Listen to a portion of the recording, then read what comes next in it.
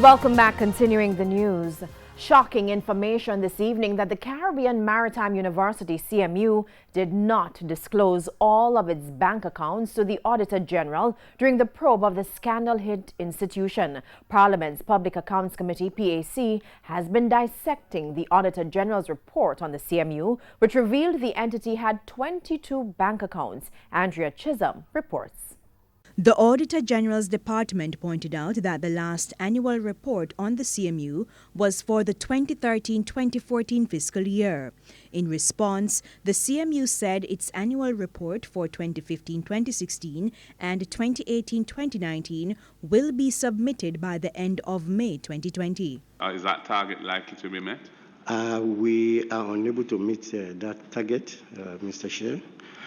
Due to, in fact, it is indicated in the report that the external auditor was waiting on the Auditor General's report.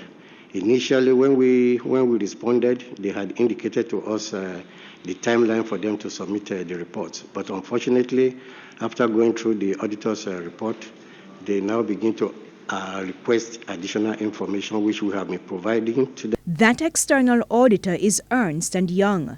PAC members were not buying the explanation, though, arguing there may be more to the story.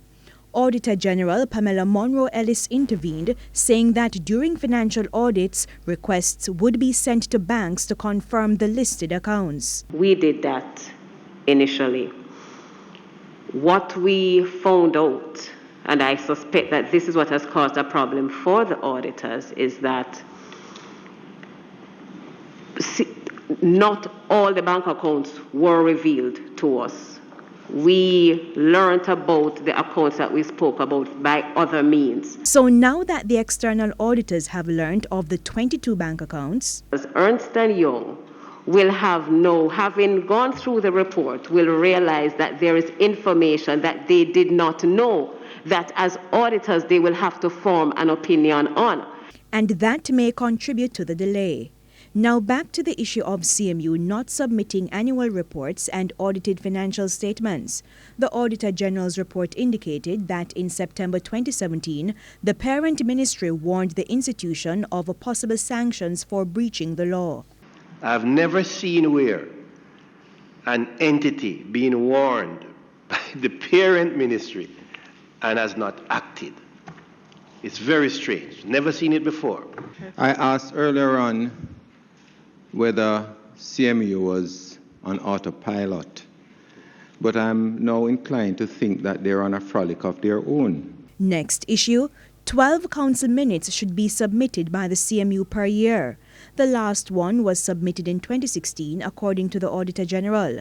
Acting Permanent Secretary in the Education Ministry, Dr. Grace McLean, gave an update. We have in our possession the electronic copies of the minutes and the quarterly reports for the entire period, and my team also did a summary of all the minutes and the quarterly report, so if that is required, that can be made available. So why were they not submitted then?